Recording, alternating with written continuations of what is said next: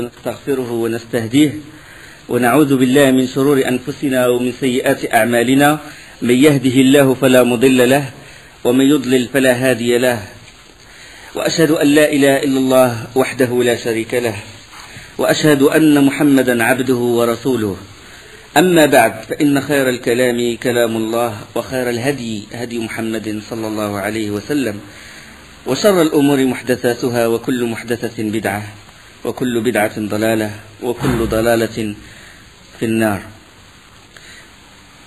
Aujourd'hui, on va parler de la suite de la bataille de Uhud.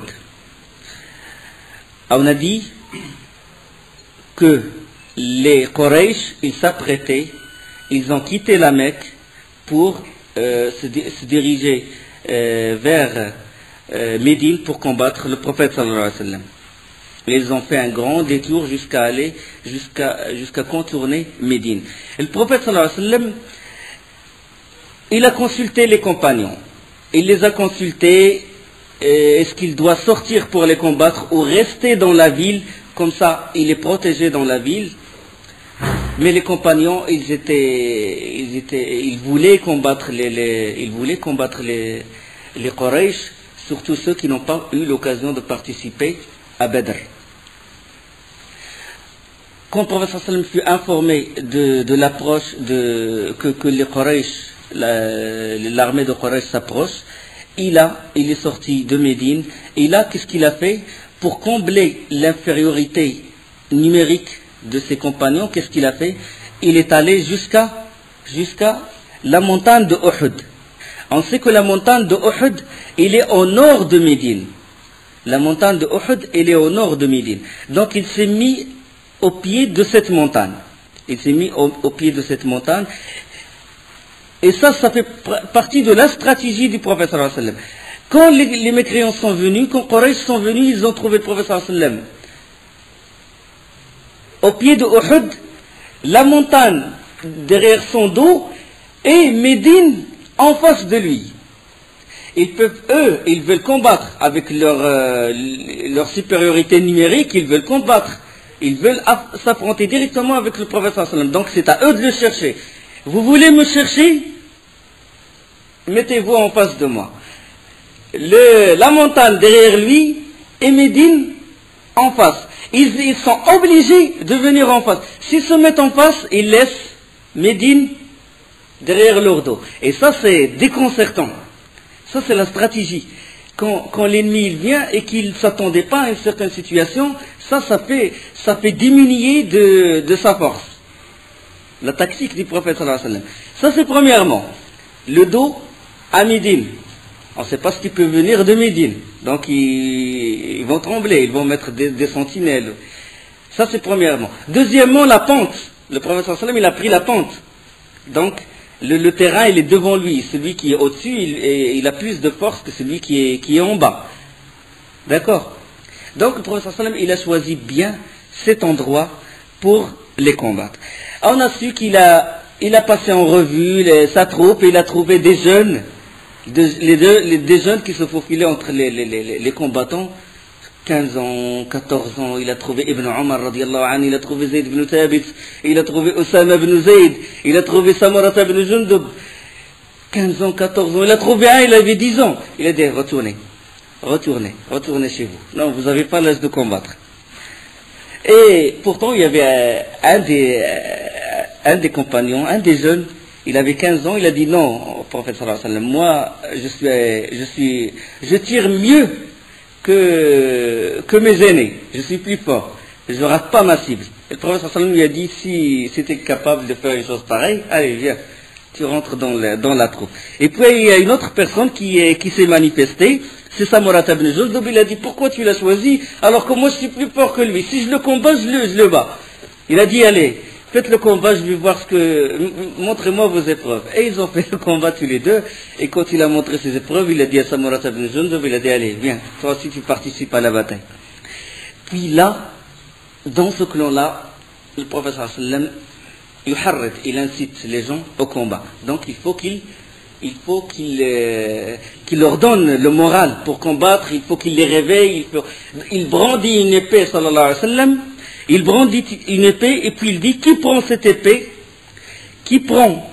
épée en lui donnant son juste droit. Il la prend mais en payant le prix.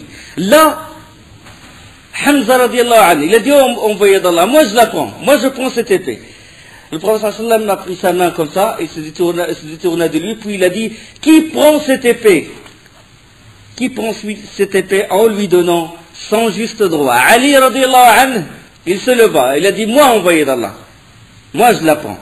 Et il se détourna de Ali, puis ce fut, après Ali, après Hamza, et après Ali, ce fut Zubair radiallahu anhu, les grands guerriers. Zubair, il se manifesta lui aussi. Et il se détourna de Zubair. Puis, le Miqdad, radiallahu anhu. Et on a su ce qu'a fait le Miqdad, radiallahu anhu, et son courage et sa position lors de la bataille de Badr. Le Miqdad, il a dit, moi je la prends. Le prophète sallam, il a dit, il se détourna de lui. Puis là, quand le prophète sallam a brandi l'épée pour la 5e fois, qui prend cette épée en lui donnant son juste droit? Quel est son juste droit? Il y a quelqu'un qui s'est écrié. Quel est son juste droit? Personne n'a posé cette question. Il se manifeste, moi je la prends, mais personne n'a posé cette question. Et le prophète sallam, quand il a vu la personne, et il a souri, puis il a dit, son juste droit est que tu t'en sers pour frapper l'ennemi jusqu'à ce que sa lame soit courbée. C'est ça le prix.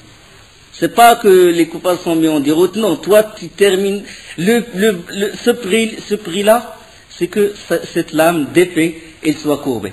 Tu combats jusqu'à ce qu'elle soit courbée. C'est ça le prix de cette épée.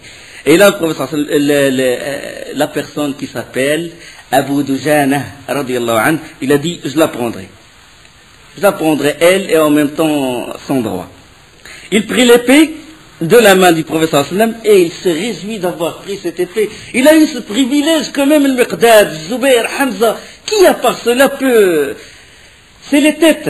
Quand Omar ibn Khattab, plus tard, durant sa khilafa, quand Amr ibn al-As, quand Amr ibn al-As était le gouverneur de l'Égypte, et quand Amr ibn al-As s'apprêtait à faire le djihad, et Omar ibn Khattab lui envoie 4000 hommes, et il lui envoie 4 autres hommes, il lui dit, je t'envoie 8000 hommes. 4, ils valent 8000. 4, ils valent 4000. C'est-à-dire, une personne vaut 1000. Et parmi ces 4, il y avait Zubair et le Miqdad. Abu Dujana, il se réjouit d'avoir, brandir l'épée du prophète sallallahu alayhi wa sallam devant les têtes, les Hamza et tout. Et il commence à parader de long en large, il a sorti un turban, il a enseigné la tête comme ça, et il se balance comme ça, et le prophète sallallahu alayhi wa sallam le regardait, puis il a souri, il a dit c'est une démarche qu'Allah déteste, sauf dans cet endroit-là, sauf dans ce temps-là. Si pour être fier contre les kuffars, dans le djihad, le combattant, il est autorisé de marcher, de faire cette démarche, de montrer qu'il est fort, de montrer qu'il est... À côté du mont Uhud, on savait qu'il y avait un monticule. Il y avait la montagne, mais à côté, juste à côté, à gauche du prophète sallam, à gauche de la troupe des compagnons du prophète sallam, à gauche il y avait un monticule, Jabal. Et ce monticule-là, il inquiétait le prophète sallam. Il savait que si quelqu'un s'emparait de ce monticule-là, il montait au sommet, tout le terrain est devant lui. Il y a la montagne, il y a le monticule, il y a le terrain, et il y a les mécréants sont devant. Et Médine plus au sud. D'accord? Donc celui qui prend ce monticule-là, il va voir tout le terrain. C'est-à-dire, il peut gagner le combat s'il monte ce monticule-là. Donc le prophète sallam, qu'est-ce qu'il a fait? Il a engagé 50 Romains, les archers, ceux qui savent bien tirer aux flèches. Et à leur tête, Abdullah ibn Jubair, radiyallahu anhu, 50 hommes. Et là, il leur a donné les prescriptions claires et nettes. Il leur a dit, ne bougez pas de votre place, restez. Si vous avez vu vaincre l'ennemi, ne descendez pas. Si vous nous avez vu, hadith dans le Bukhari, si vous nous avez vu ramasser le butin, ne descendez pas. Si vous nous avez vu battus par l'ennemi, ne descendez pas. même pris par des oiseaux, déchiqueté par des oiseaux, vous ne descendez que si je vous le permets. Ordre clair et précis. Ça, c'est le clan des musulmans. Le clan des kuffars maintenant. Qui est à leur tête? Abu Sufyan. Abu Sufyan. Abu Sufyan, il rangea aussi les troupes. Et qui s'occupait de l'iwa, l'étendard. On sait que le combat, l'habitude chez les Arabes, quand ils se confrontent, il y avait des gens qui portent l'étendard, l'iwa, grand drapeau. Et quand l'iwa il tombe, quand l'étendard il tombe, ça veut dire que c'est un signe de défaite. Mais qui s'occupait de l'étendard?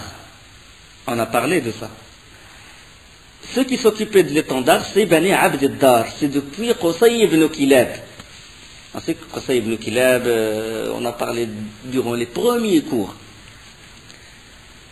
Quand les Khuzaïtes ont été expulsés de la Mecque et quand Qusay ibn Kilab il a pris le pouvoir, et Qusay ibn Kilab c'est l'un des grands-pères du prophète sallallahu alayhi wa sallam. Parce que la lignée de Qusay ibn Kilab, il va jusqu'à Ismaïl, jusqu'à Ibrahim alayhi salam. Donc, c'est les enfants, Bani Abd-Dar, Bani Abdi Manaf, etc. Chacun, il se partageait les tâches. Il y en a qui ont les clés de la Kaaba, c'est ce qu'on appelle Hijaba. Il y en a qui s'occupaient de Rifada et Siqaya. Rifada et Siqaya, l'approvisionnement en eau et en denrées alimentaires aux pèlerins quand ils viennent. Et les Nadwa, quand on décide, quand on fait une grande décision, elle se fait dans Dar Nadwa, la maison de Nadwa, on en parlait de ça aussi. Et Liwa, c'était Bani Abd-Dar, des Qurayshites, qui s'occupaient de l'étendard.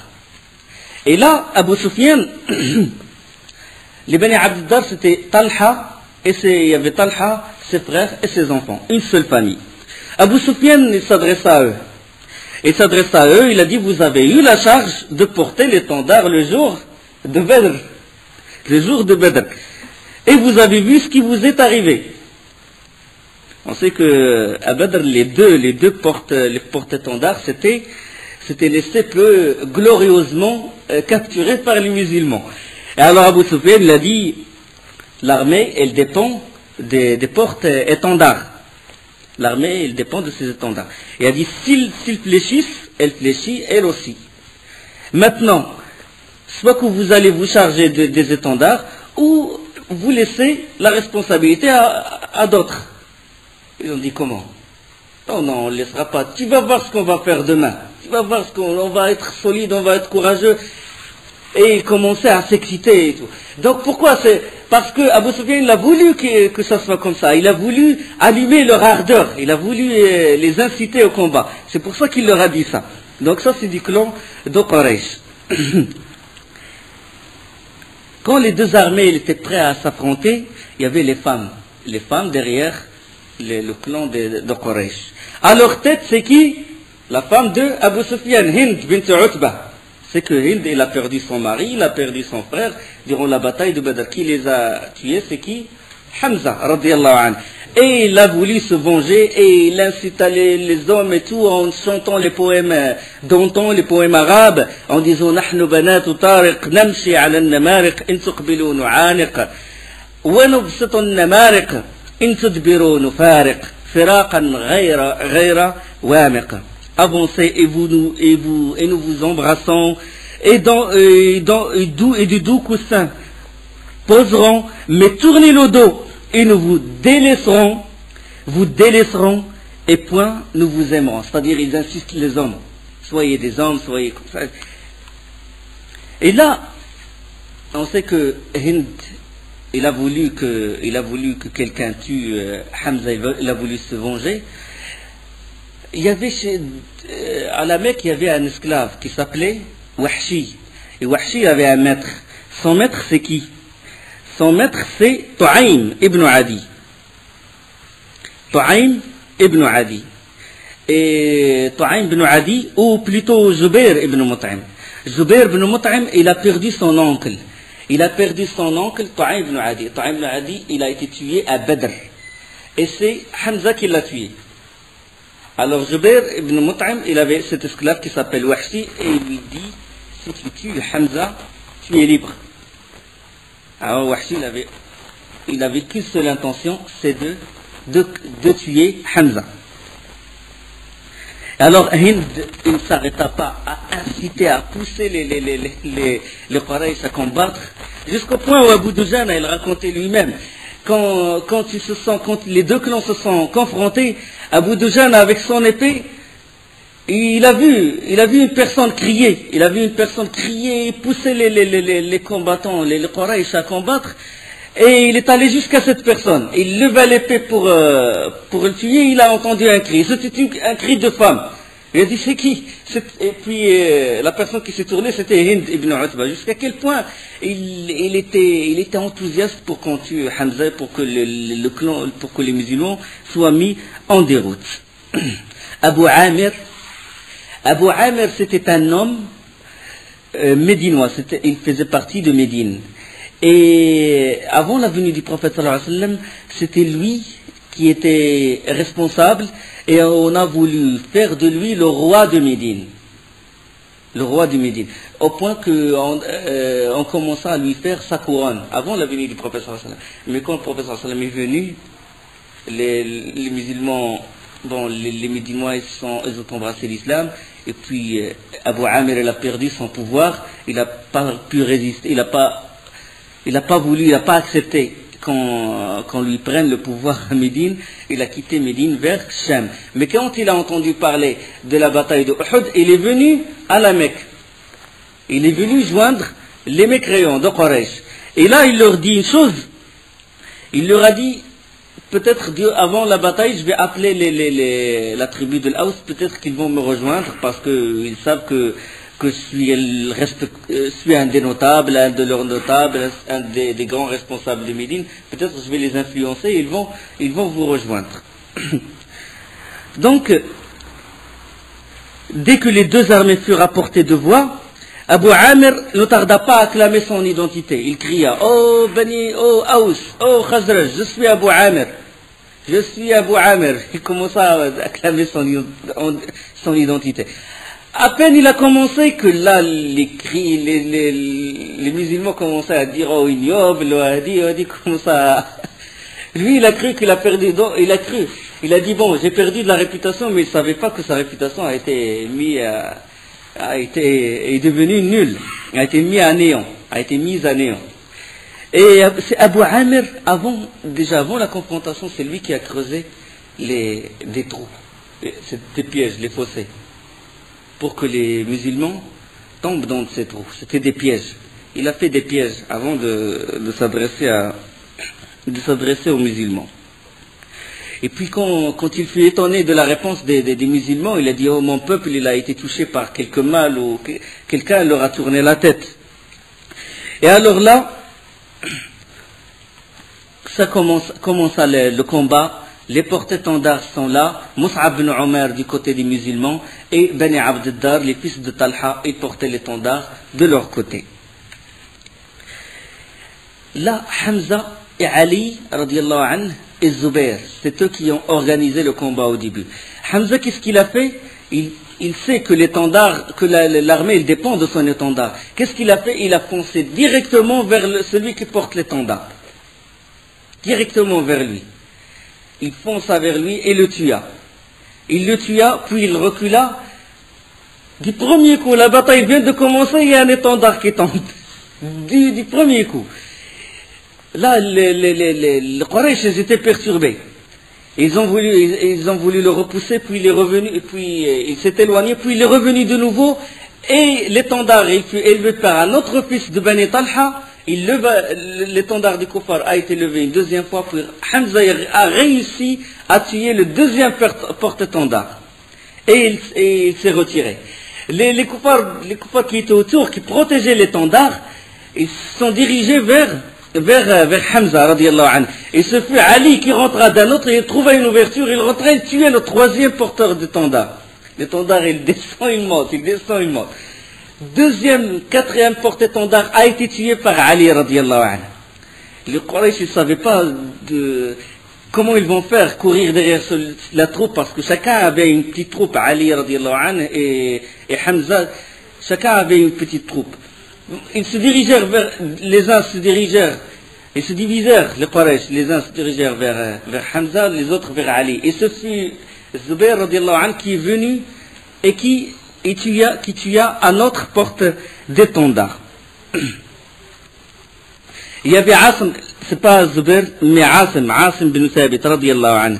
Asim bin Thabit, c'est lui qui est rentré et tua à notre porte d'étendard. 4 portes d'étendard ou 5 portes d'étendard ont été tuées.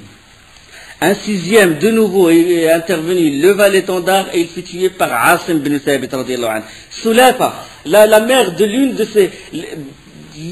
parmi les fils de Talha, il y avait ses enfants qui ont été tués.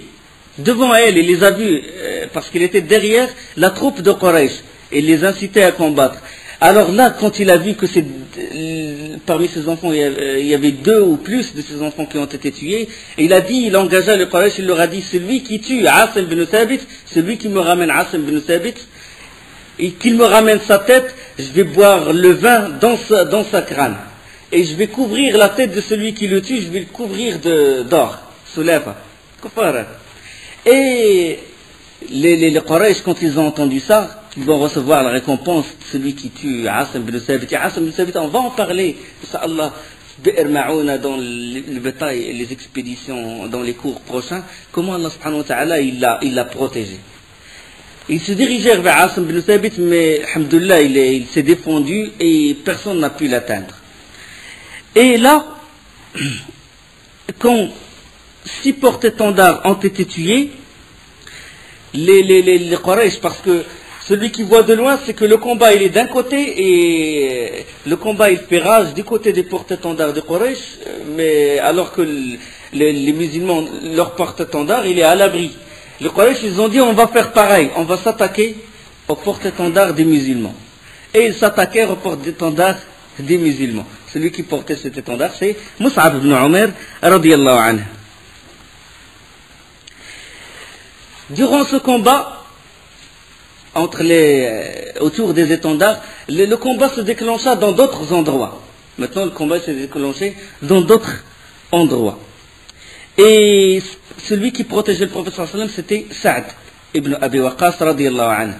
Et le prophète sallallahu alayhi wa sallam, il incitait Sa'd à tirer. Il dit Irmi ya Sa'd, fidaka abi wa ummi, Irmi ya Sa'd, tire, oh Sa'd, que mon père et ma mère soient à rançon. Le hadith est dans le Bukhari. Il incitait Sa'd ibn Abi Waqqas et il était fier de Sa'd ibn Abi Waqqas. Et chaque fois que le prophète sallallahu alayhi wa sallam, il s'engage dans la bataille, Sa'd il le tire, il dit reste derrière moi, envoyé d'Allah. Ils vont te faire du mal, ils vont te pousser, reste derrière moi. Et le prophète sallallahu alayhi wa sallam, chaque fois il avance pour combattre. Sallallahu alayhi wa sallam. L'un des compagnons qui ont combattu fut Hamdala radiyallahu anhu. Hamdala, il vient de se marier. Mais quand il a entendu l'appel que le prophète sallallahu alayhi wa sallam se dirige vers Uhud pour combattre, il n'a pas eu le temps de se laver. Il a peur que les musulmans le devancent. Il a pris juste son armure, son épée et il courra rejoindre l'armée du prophète sallallahu alayhi wa sallam. Il vient, c'est-à-dire la veille, ou plutôt il vient de se marier. Et durant la bataille, il a failli tuer Abu Sufyan. Et là c'est intervenu Shaddad ibn Aws qui tua Hamdala radiyallahu anhu. Et quand le prophète sallallahu alayhi wa sallam le trouva mort, il dit votre compagnon, les anges sont en train de le laver. Rasilul malaika, quand il a été tué, parce qu'il est sorti avec le janaba. Et quand le prophète sallallahu alayhi wa sallam l'a vu des anges en train de laver Hamdala radiyallahu anhu. Puis le prophète sallallahu alayhi wa sallam, il leur a dit demandez auprès de sa compagne. Puis sa femme, il a dit qu'il est sorti sans se laver, etc. Puis le prophète sallallahu alayhi wa sallam, il a dit c'est pour cela que les anges l'ont lavé. Puis le prophète sallallahu alayhi wa sallam se détourna de lui et ils ont dit oh envoyé d'Allah, pourquoi tu t'as tourné la tête? Et il a dit j'ai vu 2 fées autour de lui, 2 des femmes du paradis autour de ce shahid radiyallahu anhu. Mukhayriq, l'un des juifs. Mukhayriq, Allah subhanahu wa ta'ala, il a envoyé dans son cœur l'islam, c'est-à-dire dans son cœur il a embrassé l'islam. Et puis il s'adressa au Quraysh, il fait partie des Juifs. Puis il leur a dit, vous savez que c'est le prophète véridique, il faut le suivre, il faut le soutenir. Maintenant il est à Uhud, il est en train, il va combattre. Ils lui ont dit, non, on ne va pas te suivre. Et en plus aujourd'hui c'était samedi, parce que c'était Sabt. Le samedi a eu la bataille de Uhud. Le samedi, le mois de Shawwal, qu'a eu la bataille de Uhud. Ils ont dit, nous respectons le sabbat. Parce que tu sais ce qui s'est passé à ceux qui ont transgressé ce jour-là. Et puis lui, il a dit, la sabta lakum, vous ne respectez aucun sabbat finalement. Et il porta son armure, il porta son épée et il se dirigea vers Uhud. Et il combattit avec le prophète sallallahu alayhi wa sallam jusqu'à être tué sans avoir fait aucune prière. Et le prophète sallallahu alayhi wa sallam, il a dit, il est au paradis, et regarde, si vous voulez voir un homme qui va rentrer au paradis sans avoir fait aucune prière. Rentrer en islam directement au djihad. La première farida qui a eu lieu, il s'est soumis. Soumission totale. Le premier ordre, c'était le djihad. Donc soumission totale. Il a combattu avec le prophète sallallahu alayhi wa sallam et il est mort. Il a même laissé ses biens pour le prophète sallallahu alayhi wa sallam. Il avait des terrains et tout. Tout ça, il a laissé aux musulmans, au bénéfice des musulmans. Une autre personne, Amr ibn Qais, aussi, il y avait beaucoup de gens qui viennent de se convertir et qui ont participé à cette bataille. Parmi lesquels, Amr ibn Qais, le jour de Uhud, il embrassa. Ce jour-là, exactement, il embrassa l'islam. Et il rejoignit ses proches parents, c'était des musulmans. Et eux, ils savent que c'est un mécréant. Quand il est venu les rejoindre, ils lui ont dit, oh Amr, éloigne-toi, épargne de toi. Et lui, il appelle, j'ai embrassé l'islam. Eux, ils criaient, éloigne-toi. Et lui, il dit, j'ai embrassé l'islam. Et il a participé à cette bataille. Et il a été tué dans cette bataille. Dans le hadith de Abu Huraira, lui, il dit, radiyallahu anhu, qu'il fait partie des gens du paradis sans avoir fait aucune prière, lui aussi. Parmi ceux qui ont combattu, c'était Amr ibn al-Jamouh, radiyallahu anhu. Amr ibn al-Jamouh avait 4 enfants, 4 jeunes, tous, comme c'est rapporté dans le hadith, 4 lions. C'était 4 vrais combattants. Eux, ils portaient leurs armures, puis ils voyaient leur père aussi en train de porter son armure. Et leur père est un handicapé, il boite. Il avait un grand handicap. Puis ils ont dit à leur père, Allah il te pardonne, Allah est son envoyé, il te pardonne. Nous on peut combattre à ta place. Il dit non, éloignez-vous. Ils ont voulu lui barrer le chemin et il a dit non. Il a dit laissez-moi. Et il est allé voir le prophète sallallahu alayhi wa sallam. Et il lui dit, mes enfants veulent m'empêcher de participer à cette bataille. Il a dit, par Allah, je veux rentrer au paradis avec ce pied qui boite. Avec ce pied-là, je veux rentrer au paradis. Et le prophète sallallahu alayhi wa sallam, il a dit à ses enfants, laissez-le combattre, peut-être qu'il va mourir shahid. Parce qu'Allah, de toute façon, il a donné l'autorisation. Il a dit dans Sourate Tawbah, ولا على الذين إنما السبيل على الذين يستأذنونك وهم أغنياء ليس على المرضى حرج nul grief sur les faibles, sur les malades. ليس على الضعفاء ولا على المرضى ولا على الذين لا يجدون ما ينفقون حرج إذا نصحوا لله ورسوله ما على المحسنين من سبيل والله غفور رحيم. Il n'y a pas de reproche, ni de grief sur les faibles, ni sur les malades, ni sur ceux qui ne trouvaient pas de quoi dépenser pour la cause d'Allah, s'ils sont sincères envers Allah et son messager. Pas de reproche contre les bienfaiteurs. Allah est pardonneur et miséricordieux. Allah, il a pardonné les gens qui sont malades, qui sont de combat. Mais attention, il faut, pour ceux qui sont sincères, parce qu'à la fin il dit Ma ala al-muhsinina min sabil. Pas de reproche sur les bienfaiteurs. C'est-à-dire, il est quelqu'un a un handicap, il est malade, mais c'est pas avec son handicap, il pousse les gens, il dit aux gens non, ne combattez pas. Ça c'est grave. C'est-à-dire, en même temps, il est malade, il est dans cette situation, mais en même temps, ils insistent, ses frères, à participer, ils insistent à contribuer avec le prophète sallallahu alayhi wa sallam ou dans tout autre jihad. Il s'adressa à ses fils, il a dit, vous pouvez le laisser. Peut-être qu'Allah lui donne la shahada. Il est bien sûr rapporté par Ibn Hisham, mais c'est un hadith sahih, c'est une chaîne authentique. Et l'imam Ahmed, selon un hadith de Abu Qatada, il dit que Amr ibn al-Jamouh, son neveu et son affranchi ont été tués dans cette bataille de Uhud. Et le prophète sallallahu alayhi wa sallam, quand il a vu, il a dit, c'est comme si je le vois marcher avec ce pied devenu saint au paradis.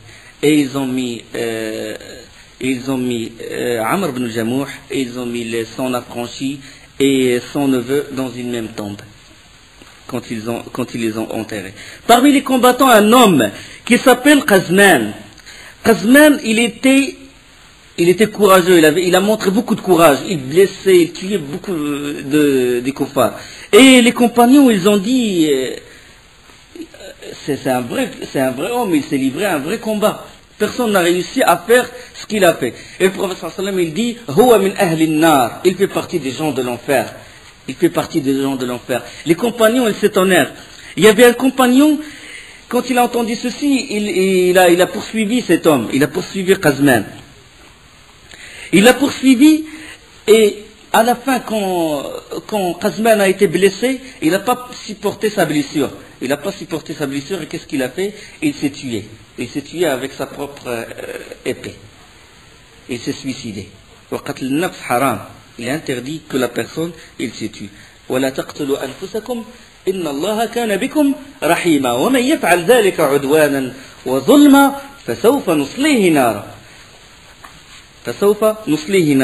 Et ne vous tuez pas vous-même, Allah en vérité est miséricordieux envers vous, et quiconque commet cela par excès et par iniquité, nous le jetterons en enfer. Voilà qui est facile pour Allah. Ne vous tuez pas vous-même. Ne vous tuez pas. Donc le suicide, il est haram, il est interdit.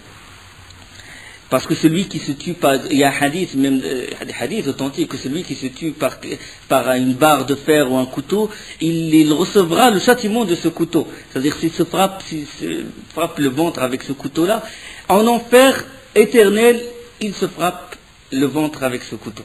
C'est-à-dire il souffrira avec le couteau, avec la chose qu'il a utilisée. Comme dans le hadith, celui qui se tue par une chose, il souffrira par cette chose. Dans Sahihain. Donc celui qui se suicide par désespoir, parce qu'il y a des cas, il se suicide par désespoir, ça c'est un acte de kufr, de mécréance. Parce que de toute façon il y a d'autres hadiths où un des gens à l'époque du prophète sallallahu alayhi wa sallam s'est coupé les veines durant un voyage. Et je crois Amr ibn Tufayl ibn Amr, hadith de Amr ibn Tufayl ibn Amr, il a vu dans le rêve, et il a dit, qu'est-ce qu'Allah a fait de toi? Il a dit, il m'a fait que du bien. Il a dit, et tes mains? Il a dit, mes mains, Allah a dit, nous ne rétablirons pas les mains que tu as blessées, le mal que tu as fait. Nous ne rétablirons pas le mal que tu as fait. Et il est allé voir le prophète sallallahu alayhi wa sallam, il lui a fait le récit de ce rêve, et le prophète sallallahu alayhi wa sallam a dit, qu'Allah le pardonnera. Donc, il y a des gens qui se suicident, mais Inch'Allah, ils ne s'éternisent pas en enfer. Il y a d'autres qui se suicident et ils s'éterniseront en enfer. Le désespoir, si celui qui se tue par désespoir, parce que dans le verset du Coran, dans Surat Yusuf, لا تيأسوا من روح الله فإنه لا ييأس من روح الله إلا القوم الكافرون. Sauf les mécréants qui désespèrent de la miséricorde d'Allah. Donc il y a des gens qui se suicident et leur demeure est en enfer éternel, et il y a d'autres qui se suicident mais qui peuvent sortir plus tard. Ça dépend de la chose qui l'a poussé à se suicider.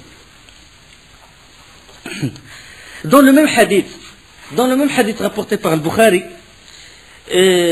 Al-Bukhari n'a pas mentionné le terme de Qazman, mais dans le même hadith de Sahl ibn Sa'id radiyallahu anhu, le prophète sallallahu alayhi wa sallam il ajouta, certes l'homme fait l'œuvre des gens destinés au paradis, et ceci d'après ce qu'il apparaît aux gens, alors qu'il est voué à l'enfer. Et il y a l'homme qui fait l'œuvre des gens de l'enfer, d'après ce qu'il apparaît aux gens, alors qu'il fait partie des gens du paradis. Fima yabdu linnas. la personne, il fait les œuvres des gens du paradis, d'après ce que les gens, ils voient, alors qu'il fait partie des gens de l'enfer. Et ce hadith-là, attention, ce hadith-là, il explique l'autre hadith rapporté par Ibn Mas'ud, je crois que vous le trouvez dans l'Arba'in Nawawiyya, où Ibn Mas'ud, selon le hadith d'Ibn Mas'ud, où le prophète sallam, il dit, jusqu'à ce qu'il ne reste plus qu'une coudée entre lui et le paradis, et le voilà que sa prédestination le devance, et il commet alors un acte de ce que font les gens de l'enfer et il y rentre. C'est-à-dire qu'il ne reste entre lui et le paradis qu'une coudée. Et là, la prédestination le devance et il commet l'acte des gens de l'enfer et il rentre en enfer. Ce hadith-là, il explique l'autre. Hadith de Sahl ibn Sa'd, il explique hadith d'Ibn Mas'ud. Parce que le hadith, il fait l'acte d'après ce que voient les gens. Les gens, ils le voient en train de faire l'acte d'un musulman. Et à la fin, il fait l'acte des koufars et il rentre en enfer. C'est-à-dire que son cœur, les gens, ils ne peuvent pas juger ce qu'il y a dans son cœur. Parce que celui qui est sincère et il fait les bons actes, Allah subhanahu wa ta'ala, il est juste. Il ne va pas faire que, à la fin, quand sa mort s'approche, il fera l'acte des koufars. D'accord? Celui qui est sincère. Donc, dans le hadith, il dit, d'après ce que les gens voient, d'après ce qu'il apparaît aux gens. Parce que l'hypocrite, il prie, etc., mais il fait l'acte des gens du paradis. Mais le cœur, ça c'est Allah qui sait ce qu'il y a dans les cœurs. Alimun bidati sudur. Vous avez compris? Donc la personne qui fait un acte intérieurement et extérieurement, il se soumet intérieurement et extérieurement, Inch'Allah, il est à l'abri. Allah subhanahu wa ta'ala, il est juste, il ne va pas lui tourner le cœur quand il lui restera qu'une coudée au paradis. D'accord? Mais la personne qui fait les actes des musulmans extérieurement, mais on ne sait pas ce qu'il y a dans le cœur, peut-être que son cœur n'est pas soumis, il se peut qu'Allah il tourne son cœur et qu'il fasse l'acte vraiment des vrais kuffars et qu'il rentre en enfer. Donc il faut bien comprendre ce hadith. Abu Dujana, dans la même histoire, le prophète sallallahu alayhi wa sallam, il a dit لا يدخل الجنة إلا نفس مؤمنة وأن الله يؤيد هذا الدين بالرجل الفاجر. Allah il soutient cette religion par l'homme pervers, par l'homme qui est loin de la voie. C'est-à-dire, il se peut que parmi les moujahidines, il y a des gens qui ne sont pas soumis à Allah, pas des vrais musulmans, mais pourtant ils soutiennent les musulmans et la religion. Et il est soutenu grâce à eux. Allah, il fait que ces gens-là, ils contribuent. Abu Dujana, comme j'ai dit. Abu Dujana, radiyallahu anhu, il a vraiment payé le prix de l'épée. Le prix, c'est quoi? C'est que la lame de l'épée se courbe. Comme un moissonneur, à droite, à gauche, il tue les kuffars. À droite, à gauche. Et puis Ka'b ibn Malik, radiyallahu anhu, Ka'b ibn Malik, il dit, j'ai suivi Abu Dujana pour voir vraiment est-ce qu'il a payé, est-ce qu'il a donné le droit à cette épée. Il l'a suivi, puis jusqu'à ce qu'il soit confronté avec un mécréant. Abu Dujana, il leva l'épée très haut, puis il frappa ce kafir, il le frappa à l'épaule, il le coupa en deux. Il le coupa en deux et il avait le mirfar sur sa tête. Et Ka'b s'est mis à côté de lui. Puis il enleva le mirfar, il se tourna vers Ka'b ibn Malik. Il lui dit, qu'en penses-tu? Il dit, qu'en penses-tu? Ça te plaît ce que tu vois? Il a montré vraiment l'épreuve, il a payé le droit de l'épée, radiyallahu anhu. Parmi ceux qui ont montré des actes de bravoure, Zubayr ibn al-Awwam, radiyallahu anhu, il y avait un homme parmi les kuffars, comme on dit, armé aux dents. Les armures et il avait une grande épée. En plus, l'épée quand elle est longue, c'est dur de combattre avec. Mais pourtant, il avait la force de tenir cette épée et de tuer. Il a tué plus de 7 musulmans, ce kafir. Et puis les compagnons se sont plaints auprès du prophète sallallahu alayhi wa sallam. Puis le prophète sallallahu alayhi wa sallam, il a dit, qui va le combattre? Qui se lève pour le combattre? Il a dit ça la première fois, personne n'a répondu. Qui peut le combattre? Personne n'a répondu. La troisième fois, Zubayr ibn al-Awwam, il a dit, moi je le combats, envoyé d'Allah. Moi je le combats. Puis le Rasul sallallahu alayhi wa sallam, il a dit, par Allah, si personne ne s'est levé, c'est moi personnellement qui va le combattre. Et Zubayr ibn al-Awwam se dirigea vers cet homme, plein d'armures, il n'a pas trouvé d'ouverture, comment il peut l'atteindre? Et il frappait à droite, à gauche, il tuait les musulmans. Puis Zubair ibn Awam, il a réussi à monter la chamelle sur laquelle ce mécréant, il a monté et il a fait tomber cette personne. Il a fait tomber cette personne, puis il lui a coupé la tête avec un couteau. Avec le courage qu'il avait, il sauta sur cette personne avec l'armure et il tomba avec lui, tombé par terre, et il est parvenu à tuer cet homme. La guerre des étendards, il continua. Toujours autour de l'étendard, il y a toujours le combat. Et les héros parmi les musulmans, ils parvinrent à tuer le 8e porteur de l'étendard, et là, l'étendard, il ne fut pas levé. La 8e fois, l'étendard, quand il est tombé, les koufars n'ont pas réussi à le lever, et un sentiment de défaite commença à envahir les mécréants, et commencèrent à prendre la fuite. Ils commencèrent à prendre la fuite, et les musulmans les pourchassèrent.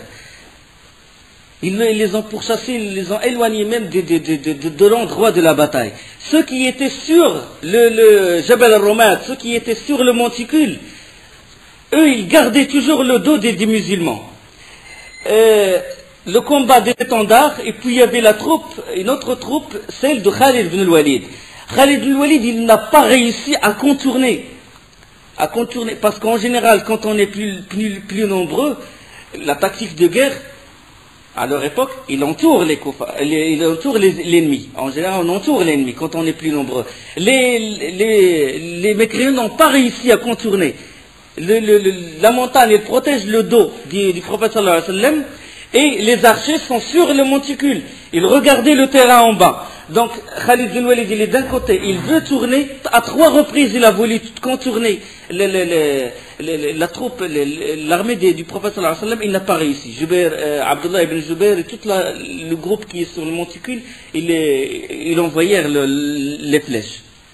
Ils n'ont pas laissé bouger. Il est resté sans réagir. Durant toute la bataille, il n'a pas pu réagir, Khalid ibn Walid. Et eux, ils défendaient le dos, les romates, les archers, ils défendaient le dos des musulmans, et en même temps, ils tirent les flèches de loin sur les mécréants, sur ceux qui combattaient parmi les Quraysh.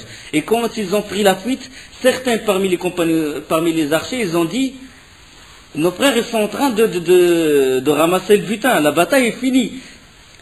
La bataille est finie. Zubair ibn al-Awam, dans le hadith, dans le Bukhari, il dit, c'est-à-dire, même les femmes qui étaient derrière les Quraysh, et maintenant ils n'ont aucun soutien. Les hommes, ils ont pris la fuite, et les femmes aussi, il a dit, je les vois avec leur bracelet sur le pied, parce que les femmes, ils mettaient le bracelet. C'est-à-dire, ils n'étaient pas loin. C'est-à-dire, il a dit, on était capable de les prendre. Jusqu'à quel point ils ont mis en déroute les mécréants de Quraysh. Un des compagnons, il a dit, moi je ramassais le butin en marchant. Cette bataille, ils sont un peu loin, les Quraysh sont un peu loin, avec la troupe de Khalid ibn Walid encore plus loin, et les compagnons ramassaient le butin. Et là, Abdullah ibn Jubair, quand les archers, ils ont dit, on va descendre pour participer, on va pas laisser nos frères prendre tout seul le butin, le ghanaim, tout ce qui est les armures, les épées, etc. Abdullah ibn Jubair leur a dit non, restez. Le prophète sallallahu alayhi wa sallam nous a dit, même si on les bat, ne descendez pas. Ils ont dit, la bataille est terminée, il n'y a plus de bataille, regarde le terrain, il n'y a plus de bataille. Et lui, il insista pour qu'ils ne descendent pas, il insista, et ils l'ont désobéi, et ils ont dévalé la pente, et ils ont rejoint les compagnons qui étaient dans la bataille. Là, quand les compagnons, quand ils s'apprêtaient à ramasser le butin, et ils ont désobéi à Abdullah ibn Jubair, il est resté avec un petit groupe, même pas 10, sur ce monticule. Il est resté avec minoritaire. Tous les autres sont descendus. Alors là, Khalid, Lui, de loin, il voyait ce qui se passait. Il a vu que les archers commençaient à descendre. Ils descendent pour rejoindre les compagnies en bas du monticule, pour ramasser le butin.